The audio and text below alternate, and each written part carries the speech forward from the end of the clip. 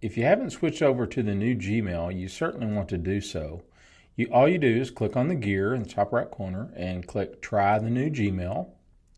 Click on Keep, and it pulls up Keep here. Now, you can go directly to Keep by going to keep.google.com and putting in different notes. You can see here, keep.google.com. And you simply type in a note. So I can click up here. I can add a title, a note. I can put in reminders, which will email or put that in my calendar. I can even add collaborators, change the color of the note, add a picture, and do various other things under these more options here. Now, I already have some notes, so you'll notice when I go over back to my Gmail account, it's listed here, and I've tried to make them nice and colorful. And you just kind of come up with some categories that you like to keep track of.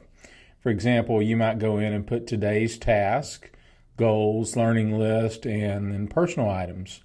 And then I have this little checkbox where I can add, or as I complete those things, I can check them off my list, or if I want to, I can add things to my list.